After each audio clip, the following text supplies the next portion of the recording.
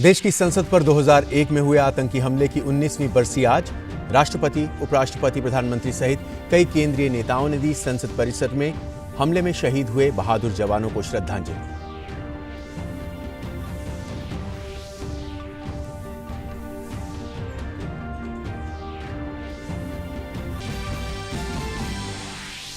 किसानों के समूह की रक्षा मंत्री राजनाथ सिंह और कृषि मंत्री नरेंद्र सिंह तोमर से मुलाकात के बाद नोएडा दिल्ली चिल्ला बॉर्डर खुला।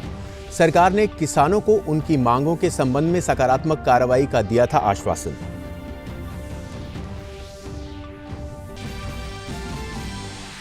जम्मू कश्मीर में जिला विकास परिषद के छठे चरण के लिए मतदान जारी। मतदान के छठे चरण के तहत जम्मू में 17 और कश्मीर घाटी में 14 निर्वाचन क्षेत्रों में हो रहा है मतदान। 245 उम्मीदवारों के राजनीतिक भविष्य का होगा फैसला।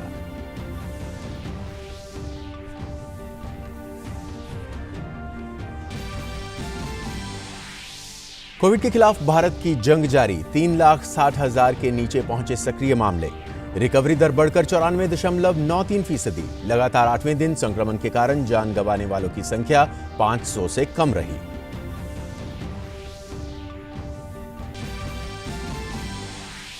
अमेरिका में दवा निर्माता कंपनी फाइजर द्वारा तैयार किए गए कोविड-19 वैक्सीन का वितरण आज से होगा शुरू। 145 स्थानों पर पहुंचाई जाएगी वैक्सीन। पेरू ने चीन की सिनोफार्म कोविड वैक्सीन का परीक्षण टाला। वॉलंटियर पर प्रतिकूल असर के बाद पेरू सरकार ने लिया फैसला। पेरू में कोरोना संक्रमण से अब तक 35,537 लोगों की मौत।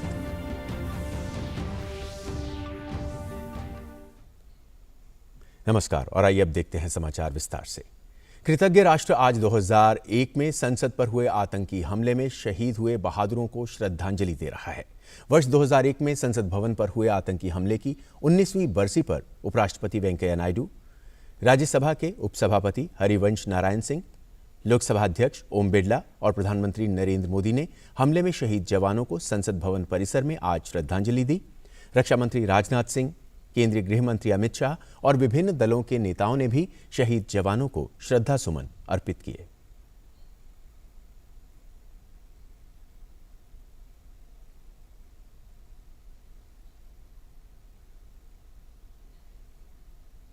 वर्ष 2001 में संसद पर हुए आतंकी हमले की बरसी पर आज राष्ट्रपति रामनाथ कोविंद ने हमले के दौरान शहीद जवानों को याद करते हुए उन्हें श्रद्धांजलि दी।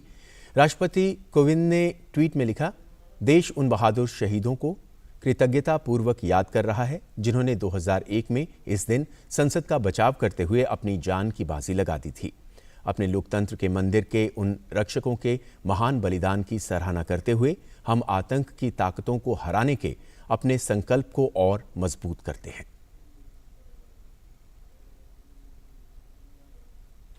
पिछले 2 हफ्तों से किसानों के धरना प्रदर्शन के कारण बंद रहा नोएडा दिल्ली के चिल्ला बॉर्डर को कल रात 11 बजे खोल दिया गया। नोएडा से दिल्ली के बीच आवागमन शुरू हो गया है। यूपी के किसान नोएडा के सेक्टर 14A चिल्ला बॉर्डर से हट गए हैं।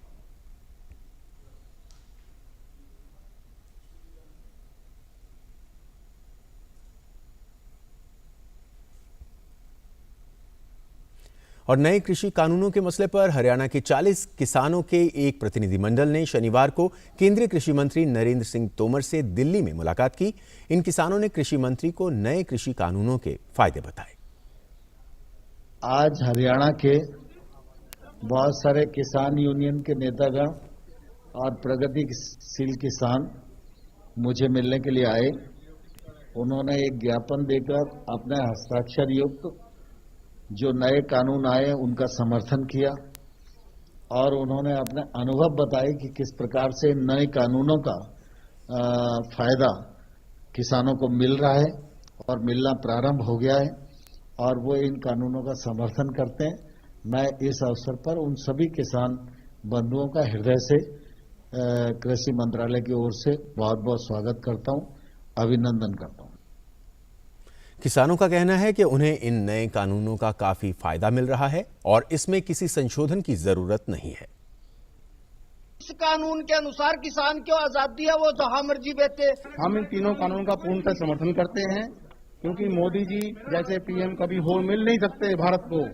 हमें अपने आप को खड़ा करने का मौका दिया है अपनी फसल को हम अपने हिसाब से बेच सकते हैं। सबसे पहले तो मैं बहुत खुशी उससे अधिवेशन से, क्योंकि हमारी ऑनलाइन पेमेंट आड़ती फोन करता पेमेंट आ गई आपकी, नहीं हमने आड़ती के पास जाना पड़ता था, ये पेमेंट हमारे खाते में आती है, हमें पता लगा और आड़ती हमारे पास आता था। हम बहुत खुश हैं इससे। जो ये 3 कानून बनाए हैं ये किसान को पूरी आजादी प्रदान करते हैं।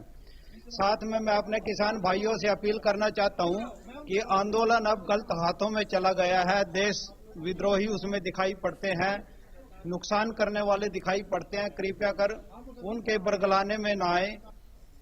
वहीं फिक्की के सालाना कार्यक्रम में हिस्सा लेने पहुंचे केंद्रीय वाणिज्य और उद्योग मंत्री पीयूष गोयल ने कहा कि सरकार किसानों के कल्याण के लिए प्रतिबद्ध है। उन्होंने फिक्की से जुड़े कारोबारियों और बुद्धिजीवियों से कहा कि वो 3 नए किसान कानूनों के बारे में बताएं।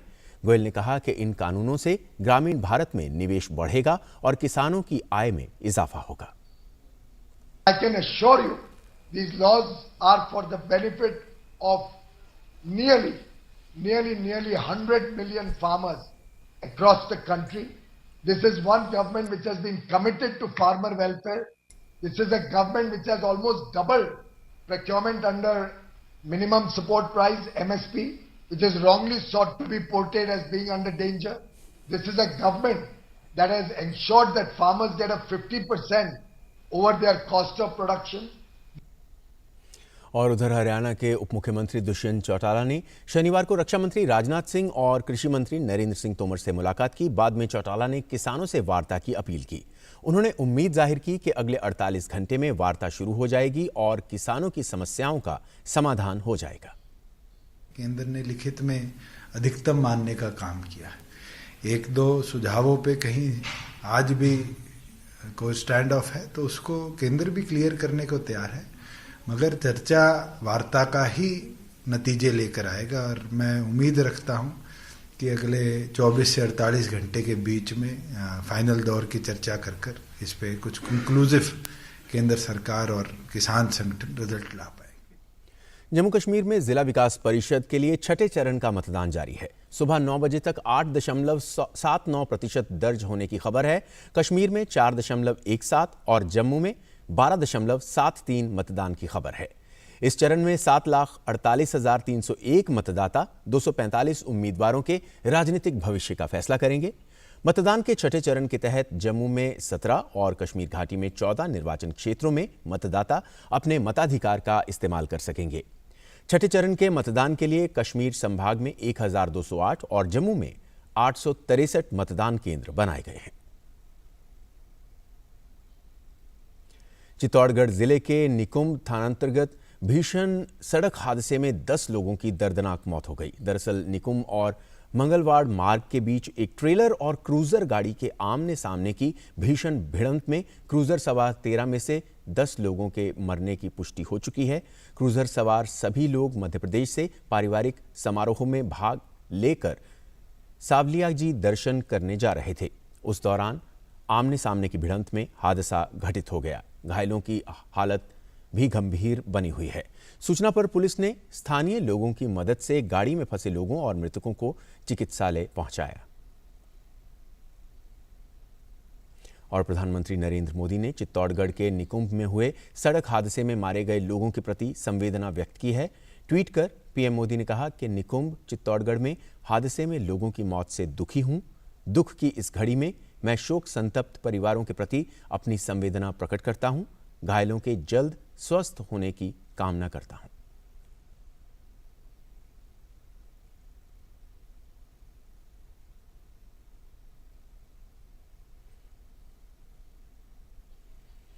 पद्मश्री भगीरथ प्रसाद त्रिपाठी वागीश शास्त्री के 87वें जन्मदिन के अवसर पर वागीश शास्त्री के जीवन पर आधारित पुस्तक वागयोग वैभवम का विमोचन राष्ट्रीय स्वयंसेवक संघ कार्यकारिणी के सदस्य इंद्रेश कुमार द्वारा किया गया। इस समारोह में सभी क्षेत्रों से जुड़े लोगों को वागयोग सम्मान से सम्मानित किया गया। इसमें संस्कृत, आयुर्वेद, पत्रकारिता और समाज सेवा और लेखन से जुड़े लोग शामिल रहे। इस समारोह में सबसे खास बात यह रही कि डॉक्टर कृष्ण कुमार आयुर्वेदालंकार को मरणोपरांत वागयोग राष्ट्र रत्न के सम्मान से सम्मानित किया गया। जिसका वाणी पर नियंत्रण है उसका आचरण पर नियंत्रण होता है। जिसका आचरण पर नियंत्रण होता है उसकी वाणी भी सदा मंगलकारी होती है। और इस प्रकार का सम्मान इस वाग योग वैभवम ग्रंथ के लोकार्पण के समय में देश भर से उपस्थित महान विभूतियों को दिया जा रहा है। मैं बाबा भोलेनाथ से, माँ गंगा से, प्रभु से प्रार्थना करूंगा वह अपने ज्ञान से दुनिया का अंधकार मिटाते रहें और प्रकाश देते रहें, दुर्गंध और प्रदूषण खत्म करते रहें, पर्यावरण और उसी के साथ साथ ज्ञान की गंगा बहाते रहें। भारत, ईरान और उज्बेकिस्तान अगले सप्ताह रणनीतिक चाबहार बंदरगाह के संयुक्त उपयोग पर अपनी पहली त्रिपक्षीय बैठक करेंगे। तीनों देशों के बीच चाबहार बंदरगाह के संयुक्त उपयोग पर पहली त्रिपक्षीय कार्य समूह की बैठक सोमवार को होगी। विदेश मंत्रालय की विज्ञप्ति में कहा गया है कि भारत चाबहार का पारागमन बंदरगाह के रूप में उपयोग करने के उज्बेकिस्तान के हितों का स्वागत करता है। विज्ञप्ति में कहा गया है कि इससे क्षेत्र के व्यापारियों और कारोबारी समुदाय के लिए नए आर्थिक अवसरों के द्वार खुलेंगे। उज्बेकिस्तान सहित अन्य मध्य एशियाई देशों ने भी इस बंदरगाह का उपयोग करने में रुचि दिखाई है। विदेश मंत्रालय ने कहा है कि भारत इस संबंध में क्षेत्रीय देशों के साथ निकट सहयोग करना चाहता है। उज्बेक राष्ट्रपति शवाकत मिर्जियोयेव के प्रधानमंत्री नरेंद्र मोदी के साथ शिखर सम्मेलन के दौरान ईरान, भारत और उज्बेकिस्तान के बीच चाबहार बंदरगाह के संयुक्त उपयोग के प्रस्ताव रखे जाने के एक दिन बाद इस बैठक की घोषणा की गई। भारत वर्तमान में चाबहार बंदरगाह के टर्मिनलों में से एक का संचालन करता है, जिसे उसने विकसित किया है। इस सामरिक परियोजना को अफगानिस्तान को दी जाने वाली शिपिंग कार्गो और मानवीय सहायता में इसके महत्व को देखते हुए ईरान पर अमेरिका द्वारा लगाए गए प्रतिबंधों से छूट दी गई है। विदेश मंत्रालय ने इस बैठक को लेकर जारी किए गए अपने बयान में कहा, इससे क्षेत्र के व्यापारियों और व्यापारी समुदाय के लिए आर्थिक अवसर खुलेंगे। उज्बेकिस्तान के अलावा अन्य मध्य एशियाई देशों ने भी बंदरगाह का उपयोग करने में रुचि दिखाई है।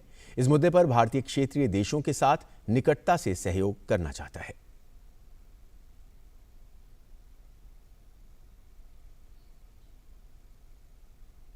रेलवे अपने 21 भर्ती बोर्डों आरआरबी के माध्यम से 3 चरणों में मेगा भर्ती अभियान का आयोजन कर रहा है, जो 15 दिसंबर 2020 से शुरू होगा। लगभग 1,40,000 रिक्त पदों को भरने के लिए आयोजित किए जाने वाले इस भर्ती अभियान में 2,44,00,000 से अधिक उम्मीदवार देश के विभिन्न शहरों में परीक्षा में शामिल होंगे। आरआरबी ने कोविड-19 महामारी को ध्यान में रखते हुए बड़े पैमाने पर परीक्षा आयोजित करने के लिए व्यापक तैयारी की है और इसके लिए सरकार द्वारा जारी एसओपी का पालन किया जाएगा। इस परीक्षा का पहला चरण 15 दिसंबर 2020 से शुरू होकर 18 दिसंबर तक चलेगा। इसके बाद CEN 1/2019 की परीक्षा 28 दिसंबर 2020 से शुरू होकर संभवतः मार्च 2021 तक चलेगी। CEN नंबर RRC 1/2019 स्तर 1 के लिए तीसरी भर्ती परीक्षा संभवतः अप्रैल 2020 से जून 2021 के अंत तक आयोजित की जाएगी। 15 दिसंबर 2020 से शुरू होने वाले CEN 3/2019 पृथक और मंत्री स्तरीय श्रेणियों के लिए उम्मीदवारों को ईमेल और SMS के माध्यम से व्यक्तिगत तौर पर और RRB की आधिकारिक वेबसाइटों पर उपलब्ध कराए गए लिंक के जरिए परीक्षा केंद्र का शहर, तिथि और परीक्षा की पाली के बारे में सूचित किया जाएगा। ई-कॉल पत्र को डाउनलोड करने के लिए लिंक को सभी RRB की आधिकारिक वेबसाइट्स पर परीक्षा की तारीख से 4 दिन पहले लाइव किया जाएगा। भर्ती के अगले चरण के बारे में जानकारी नियत समय पर जारी की जाएगी। और आने वाले कुछ हफ्तों में सरकार देश भर में कोविड-19 की वैक्सीन बांटने की तैयारी कर रही है। ऐसे में देश भर के एयरपोर्ट्स भी सबसे बड़े और सबसे जरूरी वैक्सीन डिस्ट्रीब्यूशन प्रोग्राम के लिए खुद को तैयार कर रहे हैं। दिल्ली का अंतर्राष्ट्रीय एयरपोर्ट कोविड-19 के खिलाफ भारत की लड़ाई में अहम भूमिका निभाएगा। यह एयरपोर्ट कोविड-19 की वैक्सीन को लाने वाले टेम्परेचर कंट्रोल कार्गो को संभालने की तैयारी कर रहा है। देखते हैं इस रिपोर्ट में।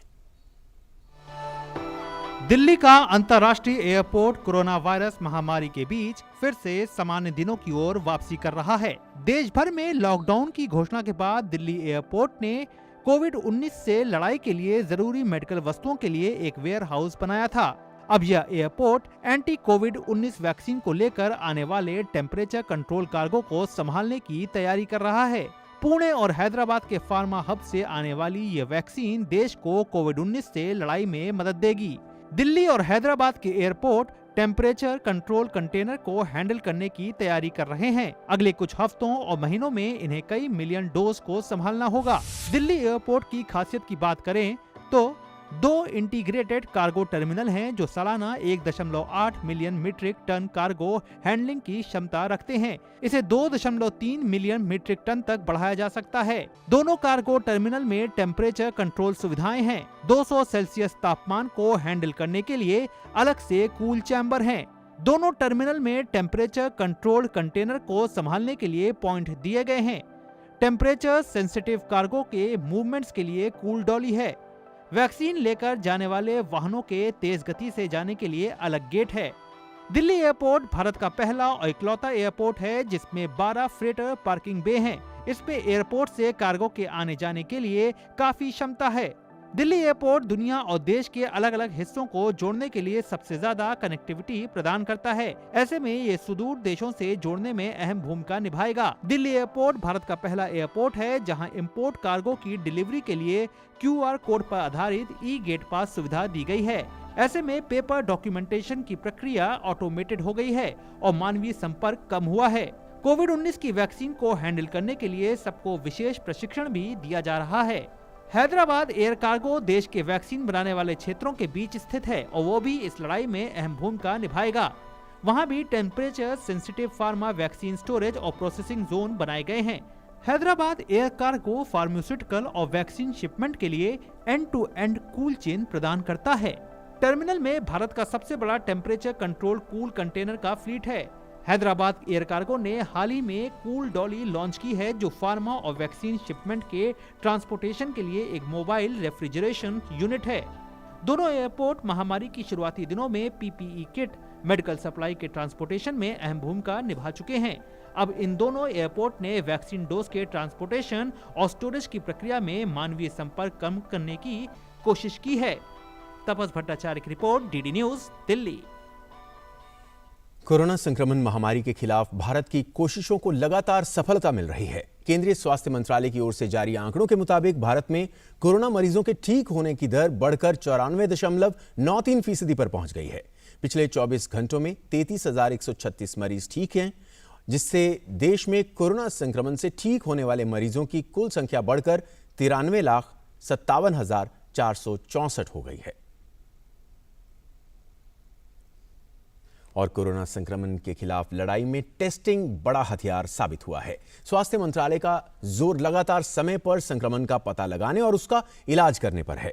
भारतीय चिकित्सा अनुसंधान परिषद यानी ICMR के मुताबिक पिछले 24 घंटों में 10,14,434 टेस्ट किए गए हैं, जिससे देश में अब तक हुए नमूनों की जांच की संख्या बढ़कर 15,37,00,000 के पार हो गई है।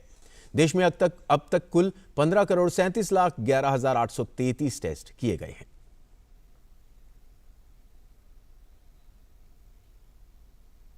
अमेरिका में दवा निर्माता कंपनी फाइजर द्वारा तैयार किए गए कोविड-19 वैक्सीन का वितरण आज से शुरू किया जाएगा और कल वैक्सीन की पहली खुराक दी जाएगी। अमेरिकी कंपनी फाइजर और उसकी जर्मन सहयोगी बायोएनटेक सोमवार तक अमेरिका के 145 स्थानों पर वैक्सीन पहुंचा देगा। अमेरिकी सरकार द्वारा चयनित शेष 636 स्थानों पर मंगलवार और बुधवार तक वैक्सीन की आपूर्ति की जाएगी। शनिवार तक अमेरिका कोरोना संक्रमित मरीजों की संख्या बढ़कर 1,60,00,000 तक पहुंच गई है, जबकि इससे मरने वालों की संख्या 3 लाख के आंकड़े को पार कर गई है। पहले चरण में वैक्सीन की 29 लाख खुराक बांटी जाएंगी, जिसमें बुजुर्ग लोगों और स्वास्थ्य कर्मियों को वरीयता दी जाएगी। 3 सप्ताह के भीतर ऑपरेशन वार्प स्पीड के तहत देश के सभी स्वास्थ्य केंद्रों में वैक्सीन की खुराक उपलब्ध करा दी जाएगी। एक वॉलंटियर के साथ हुए गंभीर प्रतिकूल घटना के कारण पेरू ने अपने देश में चीन की सिनोफार्म कोविड-19 वैक्सीन का परीक्षण टाल दिया है। अध्ययन में शामिल कीटाणु हेरेडिया विश्वविद्यालय के मुख्य अनुसंधानकर्ता जर्मन मलागा ने बताया कि एक वॉलंटियर ने अन्य लक्षणों के साथ ही अपने पैरों में कमजोरी महसूस की। मलागा ने जल्द ही स्थगन वापस लिए जाने और शीघ्र ही परीक्षण दोबारा शुरू किए जाने की उम्मीद जताई। स्वास्थ्य मंत्रालय ने कहा कि घटनाक्रम की जांच की जा रही है कि ये सुनिश्चित करने के लिए कि ये घटना वैक्सीन की वजह से हुई या इसके पीछे कोई और कारण है। सिनोफार्म समूह पेरू में 12,000 वॉलंटियर्स पर कोरोना वैक्सीन का परीक्षण कर रहा है और कुछ ही दिनों में वैक्सीन के पहले चरण का परीक्षण पूरा करने वाला है। कोरोना वायरस संक्रमण की वजह से अब तक पेरू में तकरीबन 36,500 से अधिक लोगों की मौत हुई है।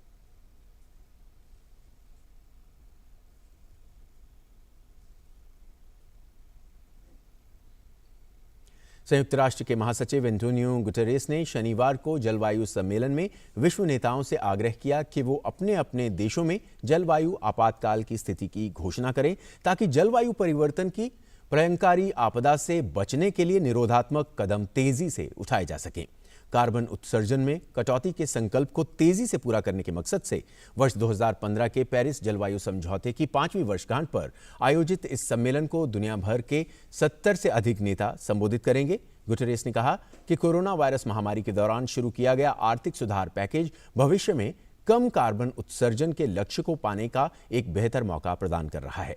हालांकि उन्होंने चेतावनी देते हुए कहा कि इस लक्ष्य को पाने के लिए किए जा रहे कार्य बहुत तेजी से नहीं किए जा रहे हैं। तेजी से महसूस किए जा रहे जलवायु परिवर्तनों के प्रभाव को देखते हुए कम से कम 38 देशों ने पहले ही इस तरह के आपातकाल की घोषणा कर दी है। आपातकाल की घोषणा करने से देशों को ग्रीन हाउस गैस उत्सर्जन पर अपने कदम तुरंत बढ़ाने की आवश्यकता होगी। इजराइल ने भूटान के साथ राजनयिक संबंध स्थापित कर लिए हैं। इजराइल के विदेश मंत्रालय ने एक बयान में कहा कि यह समझौता आपसी संबंध स्थापित करने के लिए दोनों देशों के बीच कई वर्षों के गोपनीय संपर्क के बाद किया गया है। विदेश मंत्रालय ने कहा कि राजनयिक संबंध स्थापित करने के बारे में इजराइल और भूटान के भारत स्थित राजदूतों के बीच हस्ताक्षर समारोह आयोजित किया गया। उसने ये भी कहा कि दोनों देश जल प्रबंधन, कृषि, स्वास्थ्य सेवा और अन्य क्षेत्रों में संयुक्त कार्य योजना बनाने पर सहमत हो गए। इजराइल के प्रधानमंत्री बेंजामिन नेतन्याहू ने एक ट्वीट में दोनों देशों के बीच राजनयिक संबंध स्थापित होने का स्वागत किया। भूटान के केवल 53 देशों के साथ ही पूर्ण राजनयिक संबंध हैं। और खबरें खेल जगत से। La Liga defending champion Real Madrid ने शनिवार को एटलेटिको मैड्रिड के खिलाफ मुकाबले को 2-0 से अपने नाम किया।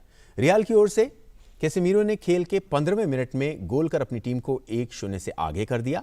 हालांकि इसके बाद पहले हाफ में और कोई गोल नहीं हुआ, लेकिन दूसरे हाफ में एटलेटिको के खिलाड़ी ओब्लॉक ने अपने ही गोल पोस्ट में गोल दाग रियल की टीम को 2-0 से आगे कर दिया। इसके बाद मैच में कोई और गोल सामने नहीं आया और रियल मैड्रिड ने मुकाबले को 2-0 से अपने नाम करने में कामयाबी हासिल की। और इंग्लिश प्रीमियर लीग में चेल्सी का 17 मैचों से चला आ रहा अपराजय का दौर शनिवार को टूट गया। टीम को एवर्टन के हाथों 1-0 से हार का सामना करना पड़ा। एवर्टन की ओर से एकमात्र गोल 22वें मिनट में पेनल्टी के जरिए आया।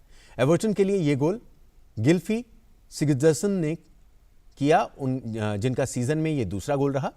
इस हार के बाद चेल्सी की अंक तालिका में शीर्ष पर पहुंचने की कोशिशों को झटका लगा और टीम फिलहाल तीसरे स्थान पर मौजूद है।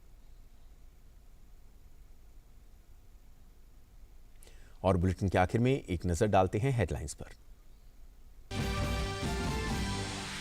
देश की संसद पर 2001 में हुए आतंकी हमले की 19वीं बरसी आज राष्ट्रपति, उपराष्ट्रपति, प्रधानमंत्री सहित कई केंद्रीय नेताओं ने दी संसद परिसर में हमले में शहीद हुए बहादुर जवानों को श्रद्धांजलि।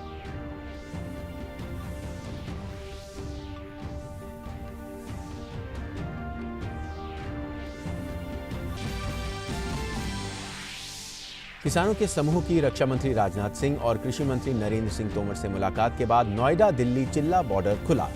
सरकार ने किसानों को उनकी मांगों के संबंध में सकारात्मक कार्रवाई का दिया था आश्वासन।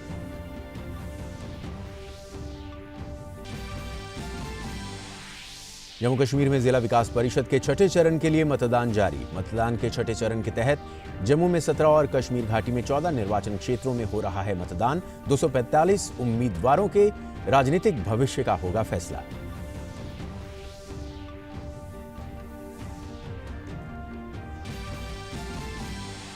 कोविड के खिलाफ भारत की जंग जारी। 3,60,000 के नीचे पहुंचे सक्रिय मामले। रिकवरी दर बढ़कर 94.93%। लगातार 8वें दिन संक्रमण के कारण जान गंवाने वालों की संख्या 500 से कम रही।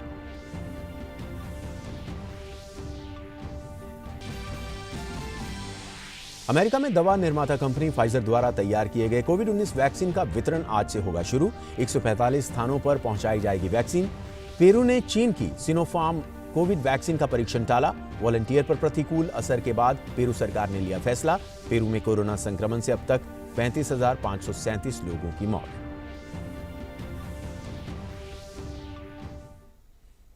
और इसके साथ ही इस बुलेटिन में फिलहाल इतना ही, लेकिन जाने से पहले एक बार फिर से आपसे अनुरोध करना चाहेंगे कि कोविड के इस दौर में जब भी बाहर निकले मास्क का इस्तेमाल जरूर करें, सोशल डिस्टेंसिंग का पालन करते रहें, अपने हाथों को लगातार धोते रहें। डीडी न्यूज़ पर हम लगातार पिछले कई हफ्तों से मास्क अप इंडिया कैंपेन चला रहे हैं, जिसमें हमारा सबसे यही कहना है कि मास्क पहने, लेकिन इस बात का ध्यान रखें कि मास्क आपने ठीक तरीके से पहना हुआ है। तो इसी के साथ दीजिए इजाजत। नमस्कार।